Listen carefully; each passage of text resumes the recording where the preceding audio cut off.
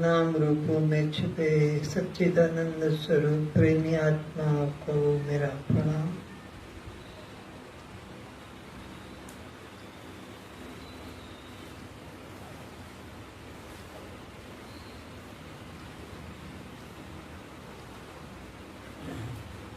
गुरु शब्द में उसका रहस्य छुपा हुआ है। ये दो अक्षर हैं, गु और रू, इनसे बना है गुरु। तो गु का मतलब होता है अज्ञान, अंधकार।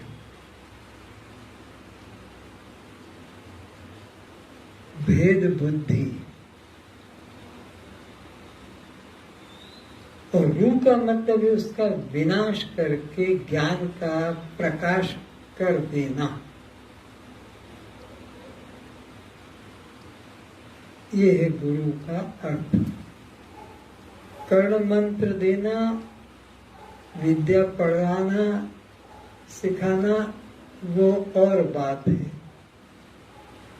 गुरु का अर्थ तो संसार में प्रायः हर क्षेत्र में लगाया जाता है। जहाँ किसी से कुछ भी सीखा उसको गुरु रूप में माना जाता है। दत्तात्रेय जी ने 24 जगह से कुछ शिक्षा ली थी, तो उन्होंने 24 गुरु किए, ये बात प्रसिद्ध है। तो अब गुरु करता क्या है? अज्ञान अंधकार को मिटाकर ज्ञान का प्रकाश करा देना, ये गुरु का काम। अगर गुरु ये काम नहीं कर सकता है तो वो गुरु भी नहीं है, और उसको छोड़कर ऐसे गुरु की खोज करना चाहिए। एक ही गुरु के भरोसे जीवन को समाप्त नहीं कर देना चाहिए। यदि उस गुरु से हमारे अंतःकरण में ज्ञान की जागृति नहीं हुई है, अगर हमारे अंतःकरण में अद्वैत आत्मभाव जागृत नहीं हुआ है, अगर हमारे मन से भेद बुद्धि दूर नहीं हुई है, तो फिर किसी दूसरे गुरु को खोज लेना चाहिए जो भेद बुद्धि को मिटाकर अभेद बुद्धि करा सके, द्वैत भाव को हटाकर अद्वैत भाव करा सके। तो जब तक श्रोत्रिय और ब्रह्मनिष्ठ गुरु नहीं मिलते हैं, तब तक जीव के मन से यह भ्रांतियां दूर नहीं होती है। भ्रांतियां भी मुख्य 5 हैं: भेद भ्रांति, कर्ता भोक्ता भ्रांति, संग भ्रांति, विकार भ्रांति और ब्रह्म से पृथक यह जगत सत्य है। ये 5 भ्रांतियों को जो मिटा सके और अपने सहित सब में एक ब्रह्म का अनुभव करा सके, वही है सत्य। फिर से समझ लो, 5 भ्रांतियों को मन से निकाल दे।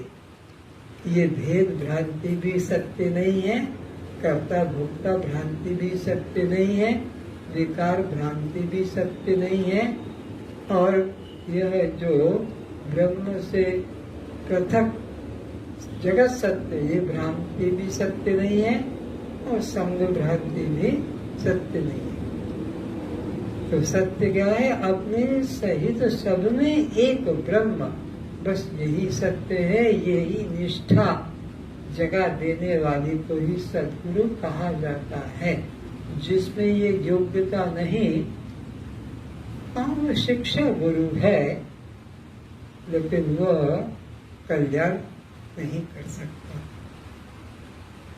तो अब इन भ्रांतियों को थोड़े में समझ लें कि परमात्मा और आत्मा में भेद देखना ये भेद भ्रांति है, और इसको हमें निवृत्त करना है किस दृष्टांत से? जैसे एक ही सूर्य के अनेक पात्रों में प्रतिबिंब पड़ते हैं, तो उससे सूर्य अनेक नहीं हो जाते, वो एक ही रहता है। भेद भ्रांति इस तरह निकाल दो। फिर कर्ता भोक्ता भ्रांति, ये भी प्रबल भ्रांति है। तो कर्ता और भोक्ता यह भ्रांति है। अगर आत्मा में कर्ता भोक्तापना होता तो फिर ये जीव कभी भी संसार से मुक्त नहीं होता, क्योंकि धर्मी धर्म का नित्य संबंध रहता है। जैसे अग्नि उष्णता, बर्फ शीतलता, चीनी मधुरता, नीम कड़वाहट, ये हमेशा जब तक वो पदार्थ होगा तो उसका धर्म भी रहेगा। तो आत्मा में कर्ता भोक्ता धर्म होता तो आत्मा जब तक रहेगी उसका धर्म कर्ता भोक्तापना भी हटेगा नहीं। ये नियम है, सिद्धांत है। तो जीव फिर कभी मुक्त नहीं हो सकेगा। तो कर्ता भोक्ता की भ्रांति कब होती है? जागृत में रहती है। अच्छा, और सपने तक भी रह जाती है। लेकिन गहरी निद्रा में कर्ता भोक्ता भ्रांति आत्मा तो रहती है। तो अगर आत्मा का धर्म होता तो वहां भी अग्नि जैसे दिन में है तो रात्रि को भी वो अग्नि गर्म होगी, अंधेरे में भी गर्म होगी। तो आत्मा का धर्म होता तो फिर गहरी नींद में भी कर्ता भोक्ता पने का भाव रहना था, पर वहां नहीं रहता है। तो ये मन से भ्रम निकाल देना चाहिए, न मैं करता और न मैं भोगता। कौन करता कौन भोगता है? जो दिन में भी कर्ता भोक्ता बना रहता है और स्वप्न में भी कर्ता भोक्ता बना रहता है, पर सुषुप्ति में नहीं रहता। तो जागृत स्वप्न में कौन रहता है? यह अंतःकरण मन। ये मन ही से कर्ता भोक्ता का भ्रम होता है, और मन के न रहने से कर्ता भोक्ता भ्रम निकल जाता है। बेहोशी अवस्था में भी वहां मन नहीं रह पाता है, होश में समाधि में भी कर्ता भोक्तापना नहीं रहता है। तो ये भी एक भ्रांति है, इसे भी हटा दो। क्या सोचो कि न मैं करता न मैं भोगता। अगर मैं करता होता तो जैसे जागृत में जैसे स्वप्न में वैसे ही सुषुप्ति में भी दिखना चाहिए था, पर सुषुप्ति में कर्ता भोक्तापन की भ्रांति किसी को भी नहीं होती है। तो वो मैं कर्ता भोक्ता, क्योंकि मैं आत्मा हूँ, उस दृष्टि से अब हम विचार कर रहे हैं। ऐसे ही संग भ्रांति, देह के अनुरूप अपने को मान लेना, इसको संग भ्रांति कहते हैं। जिससे कुम्हार घड़ा बनाता है पर अंदर का आकाश वो असंग रहता है। छोटा घड़ा हो कि बड़ा हो कि टेढ़ा मेढ़ा हो, आकाश असंग है। घट के इधर उधर रखने से, लाने ले जाने से आकाश में कोई परिवर्तन आना जाना नहीं। और घट टूट जाए तो उसके अंदर में जो हमें घटाकाश की भ्रांति हो रही थी वो वैसी की वैसी ही रहती है। तो इसी प्रकार ये देह का जन्म होता है पिता माता के माध्यम से, कुमार के माध्यम से वो माटी से घड़ा बना देता है। ऐसे ही पिता माता के द्वारा ये आपका हमारा शरीर बनता है, और इसके आने और जाने से अंदर जो चेतन तत्व है आत्मा, उसमें आना जाना नहीं। जैसे घड़े के अंदर के आकाश में आना जाना, घड़ा ही इधर उधर लाया ले जाया जाता है, तो ये शरीर ही इधर उधर लाया ले जाया जाता है। किसके द्वारा? जीव के द्वारा। शरीर की अपनी कोई वासना, अपनी कोई इच्छा कि मुझे इधर जाना है कि उधर जाना है, कहाँ बैठना है कहाँ लेटना है, ये सब जीव के ऊपर या मन में है। शरीर का तो कुछ भी नहीं, वो तो एक खाली बर्तन की तरह है। जैसे तुम उसमें घड़े में दूध भर दो, कि पानी भर दो, कि तेल भर दो, कि घी भर दो, कि शराब भर दो, कि मलमूत्र भर दो, घड़े को कोई प्रयोजन नहीं। तो आपका हमारा ये शरीर घड़े की तरह है। तो घड़े के नष्ट हो जाने से जैसे घड़े के अंदर का आकाश नष्ट नहीं होता, इसी प्रकार इस देह के नष्ट हो जाने से देह में स्थित जो चेतन तत्व है उसका नाश नहीं होता। तो जैसे घड़े का नाश होने से वो घट आकाश उपाधि खत्म हो जाती है, पर वो जो आकाश है वो महाकाश रूपी रहता है। ऐसे ही अविद्या उपाधि दूर हो जाने से जीव भाव खत्म हो जाता है, पर वह चैतन्य चिदाकाश जो का त्यों बना रहता है, उसमें कोई अंतर नहीं पड़ता। घट नष्ट होते ही घट का आकाश महाकाश रूप रह जाता है, ऐसे ही यह देह भाव नष्ट होते ही ये जो अंदर चेतन तत्व है ये चिदाकाश रूप ही होता है। घट नाश से घट के आकाश का नाश, ऐसे ही देह के नाश से देह में स्थित चिदाकाश का नाश नहीं। तो मैं यह देह नहीं, मैं देह से पृथक हूँ। ये संग भ्रांति थी कि मैं स्त्री हूँ या मैं पुरुष हूँ। स्त्री पुरुष मेरे रहने का मकान या मेरे पहनने का कपड़ा है, तो कपड़े से कपड़ा पहनने वाला अलग है, मकान में रहने वाला मकान से अलग है। कार में प्लेन में बैठने वाला यात्रा करने वाला कार प्लेन ट्रेन से अलग है। ऐसे ही देह में यात्रा होने वाला ये शरीर जो 84 में भटकने वाला, उससे मैं चिदाकाश आत्मा अलग हूँ। ऐसे ही चौथी भ्रांति है विकार भ्रांति। जैसे दूध में जामन डाल देते हैं तो वो दही विकार हो जाता है। गेहूं को पीस दिया तो वो आटा विकार हो गया, चने को पीस दिया तो वो बेसन विकार हो गया। अब जब विकार हो जाता है तो उस वस्तु को वापस उसका जो निराकार पहले रूप था जिसमें कोई विकार नहीं था, निर्विकार, तो नहीं हो सकता। अब दही दूध नहीं हो सकेगा, क्यों? विकार घट गया, परिणाम घट गया। अब आटा गेहूं नहीं बन सकता, क्यों? विकार परिणाम हो गया। बेसन चना नहीं बन सकता, क्यों? उसका परिणाम या विकार हो गया। लेकिन जीव तो ब्रह्म रूप है, इसमें तो कभी विकार घटता नहीं, ब्रह्म तो निर्विकार है।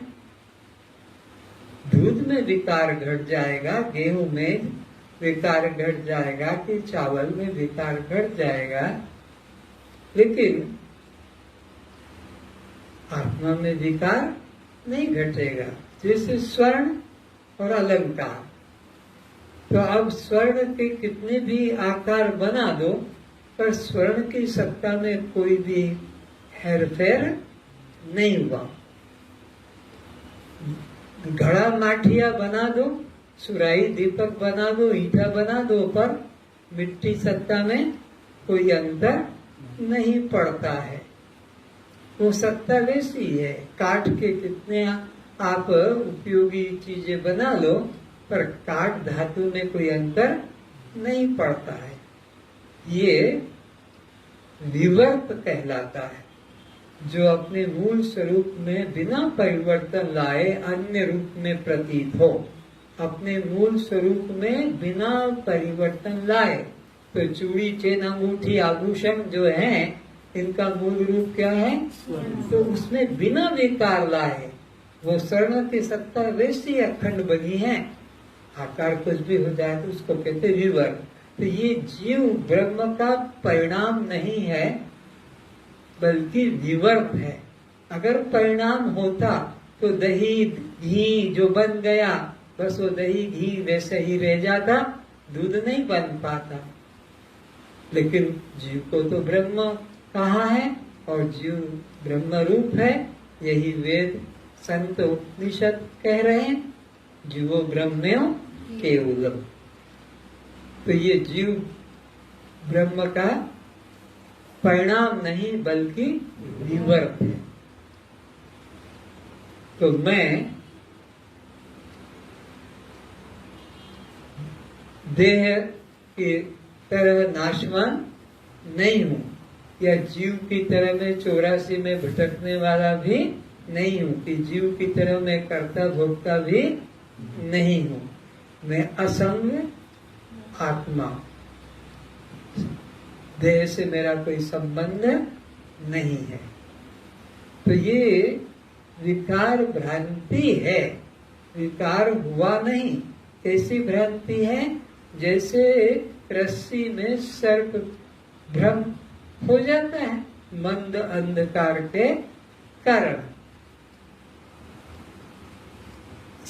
संतोष थोड़ा इधर हो जाओ या उधर हो जाओ, एक दूसरे के, हाँ इधर हो जाओ थोड़ा, बस ठीक है। सर्प एक किसी से टकराना नहीं चाहिए। हाँ,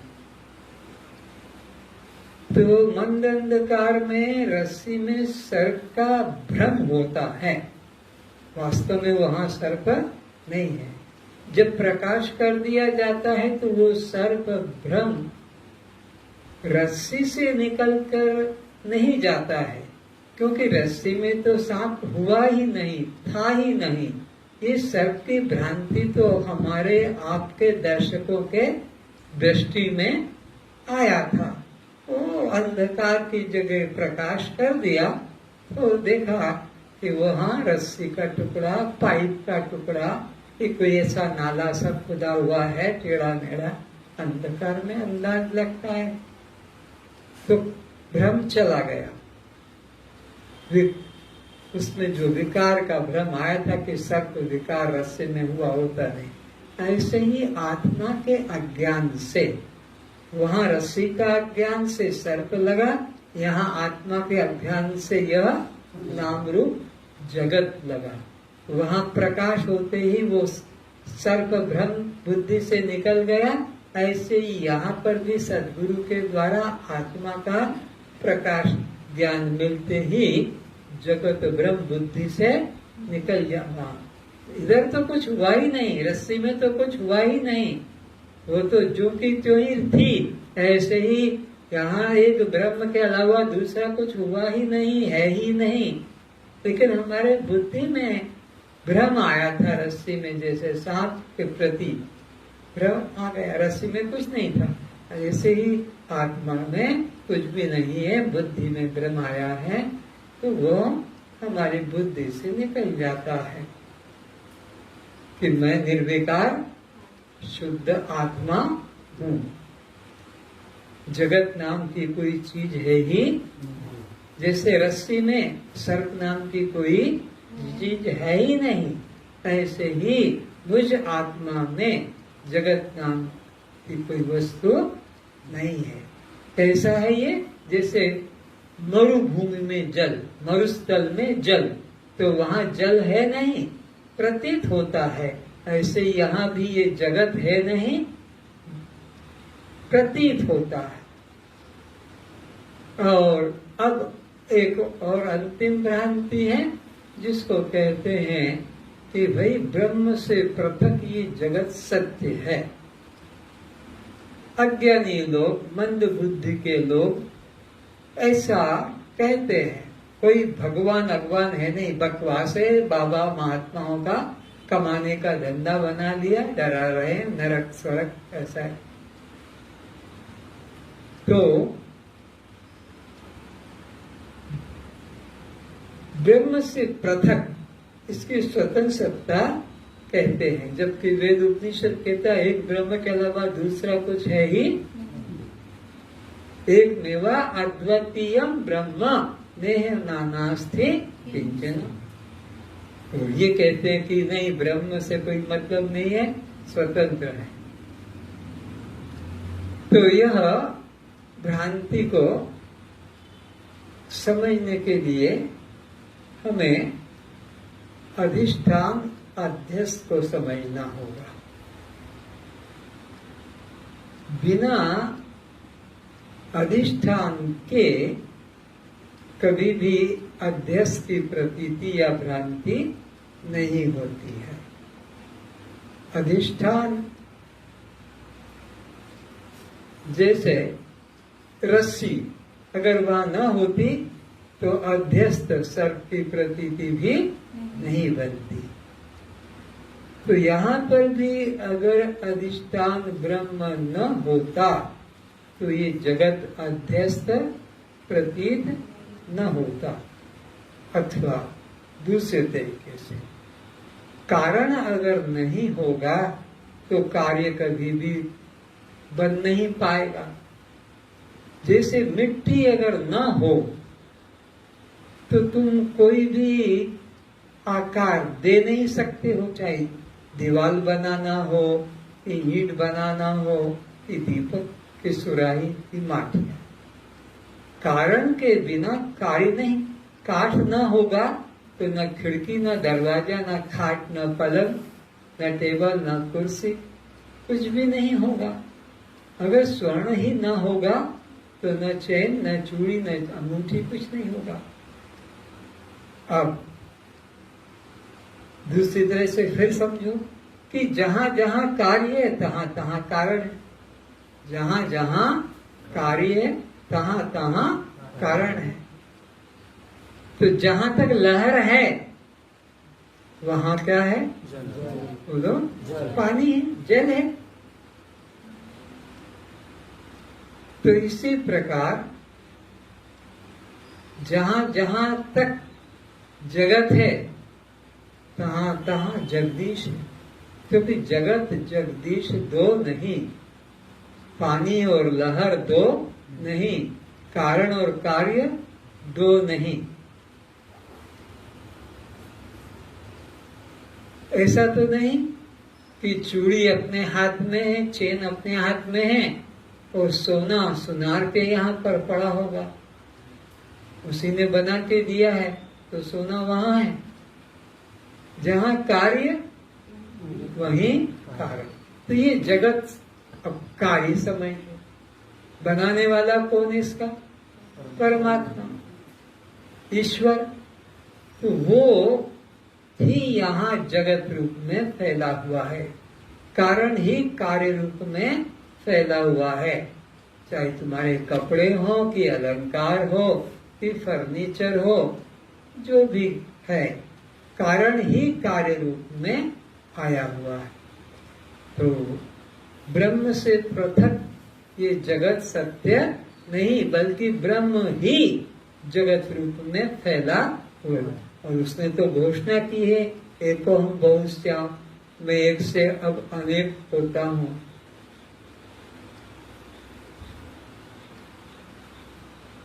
धर्म संस्थापनार्थाय संभवामि युगे युगे। उसी ने ये कहा है कि मैं अनेक होता हूं। और एक छोटा सा दृष्टा कि एक माठिया बनाना है तो उसमें बनाने में हमें किन किन का सहयोग लेना पड़ता है? कुम्हार, मिट्टी, फिर उसके अंदर बनाने की योग्यता, फिर बनाने की इच्छा, फिर बनाने की चेष्टा। ये जब तक न होगी मिट्टी अपने आप घड़ा बनेगा नहीं।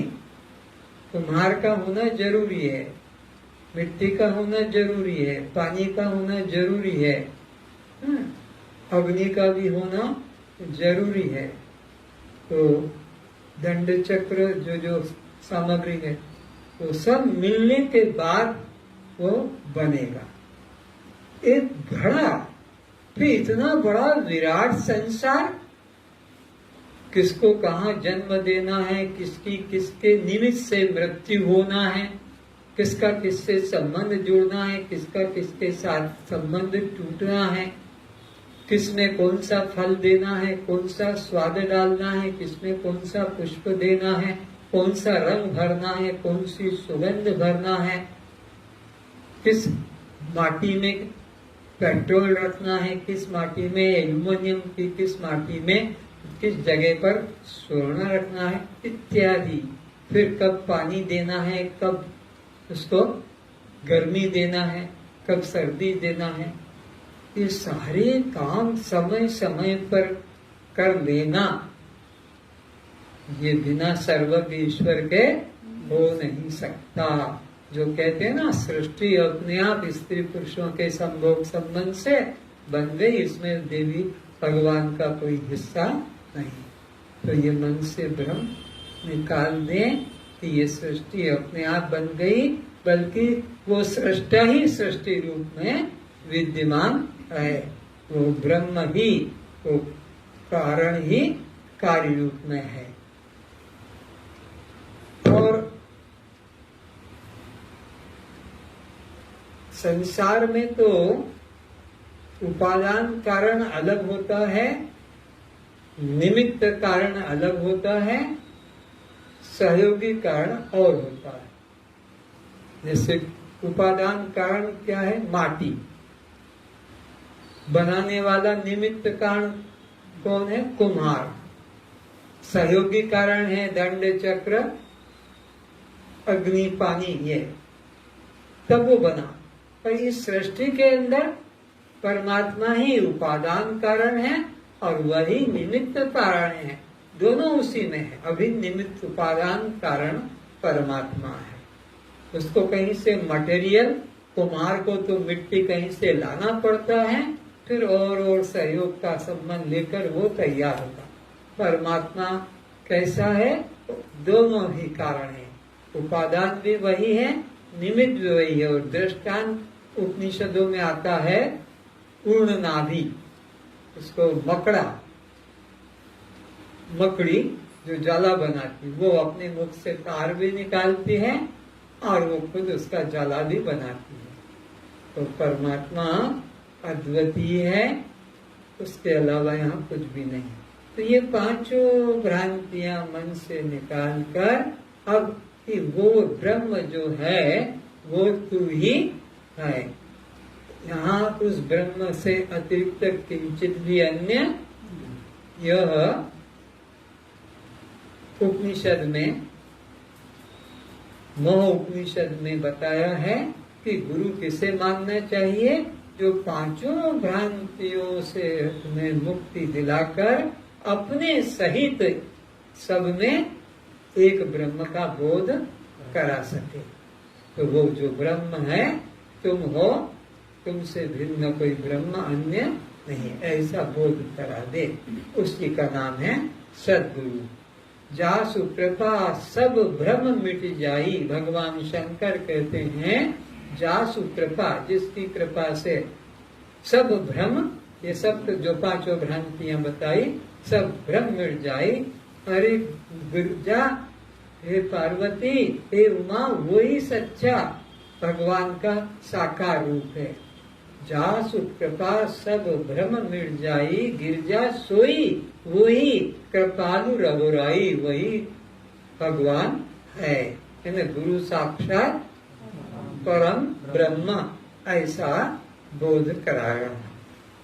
तो गुरु श्रोत्रिय और ब्रह्मनिष्ठ को कहा जाता है। जब तक ऐसा गुरु न मिले खोज करते रहना चाहिए, और जब हमारे मन को शांति मिल जाए, हमारे मन के सब भ्रम छूट जाए, मन प्रसन्न हो जाए, उठने की वहां से इच्छा भी न हो, तो जानना कि यही गुरु हमारे लिए परमात्मा ने निश्चित किया है और हमको ठीक जगह पर पहुंचा दिया है। और जहाँ मन उगने लगे, हटने लगे, अच्छा न लगे और संशय दूर न हो, संशय हो, अश्रद्धा हो, हट जाना चाहिए। क्योंकि गुरु के पास बैठकर अश्रद्धा अगर कर गए तो बहुत बड़ा नुकसान। क्या नुकसान है कि उनके पास जितना भी पाप होगा गुरु के पास, वो सब उसके पास अपने आप ऐसे जाता है जैसे पानी ढाल देखकर अपने आप निकलता चला जाता है। धक्का नहीं देना पड़ता कि इधर बहो, तो खुद ढाल ढूंढता है, तो वो पाप उधर चला जाता है। किधर? जो गुरु के प्रति मन में अश्रद्धा रखता है कि तो हमारी तरह कामी है, क्रोधी है, लोभी है, मूढ़ है, कोई ज्ञान तो है नहीं, कोई पुस्तक में से पढ़ के और उनको बोल दिया, हमने उनको गुरु बना लिया। नहीं नहीं, ऐसे करके तो गुरु के प्रति अश्रद्धा है, वो पाप चला जाता है। और पुण्य भी गुरु के पास है, तो गुरु तो ना पाप लेता है किसी का, ना पुण्य, दोनों भंडार है। तो पुण्य कहाँ जाएगा?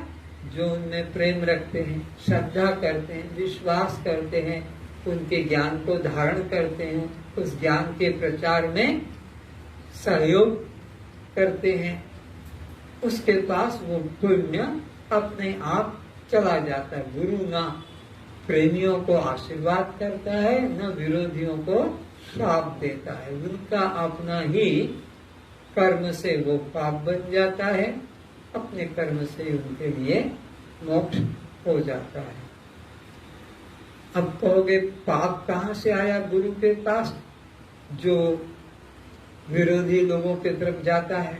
और पुण्य कहाँ से आया? वो तो कुछ करता भोगता करता भी नहीं। तो गुरु के पास जो आते हैं, श्रद्धा करते और प्रणाम करते हैं, तो उनके सर पर जो पापों की गठरी होती है, प्रणाम करने से क्या होगा? वो गठरी उनके चरणों में पड़ेगी। सर पे जो बोझा है और गुरु के चरणों को हमने मत्था टेका, मत्था टेकते ना, कहते ना चल मत्था टेक, भाण मरिया चलो, तो जो मुंडिया मारा, वो जो था पोटला खाएगा पापों का, रह गया भाई। और तुमको गुरु ने आशीर्वाद दे दिया, मंगलम भव, तुमको मंगल लेकर आ गए और वो गठरी वहीं छोड़ा है। अब वो क्या करेगा वो गठरी को? तो वो गठरी अपने आप ही उधर चली जाती है। किधर? जो उन पर अश्रद्धा करके, उनको कहना नहीं पड़ता। अब पुण्य कहाँ से आया? हर श्वास में कोटि कोटि यज्ञों का फल उनके साथ हो रहा है, क्योंकि वो तो ब्रह्म निष्ठा के अलावा देह भाव, कर्ता भाव, राजद्वेष है नहीं। तो इसलिए उनके हर श्वास में कोटि कोटि यज्ञों का फल बनता जाता है, पर वो तो पुण्य लेते नहीं है। तो वो पुण्य उधर चला जाता है। किधर? जो उनमें श्रद्धा करते हैं। इसलिए का गुरु कीजिए जान के, पानी पीजिए छान, और बिना विचारे जो करे पड़े 84 घान। तो इस प्रकार से ये गुरु तत्व का संक्षिप्त में वर्णन किया है।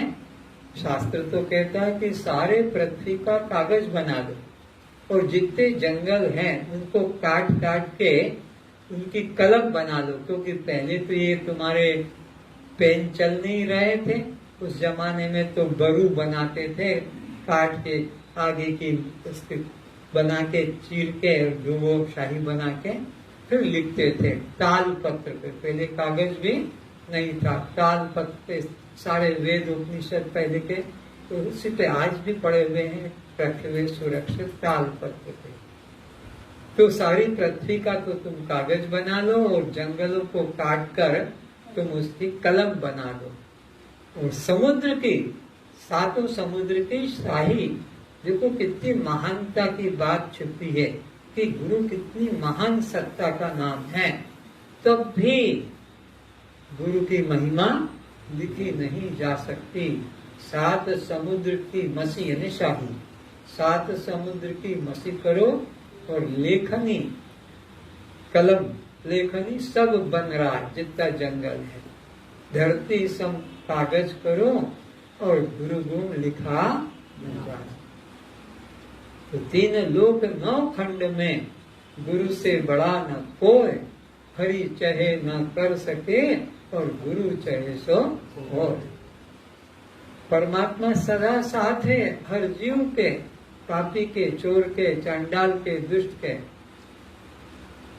लेकिन वो कल्याण नहीं कर पाएगा। गुरु चाहे सो हो, गुरु की शरण में जाने से कल्याण होता है।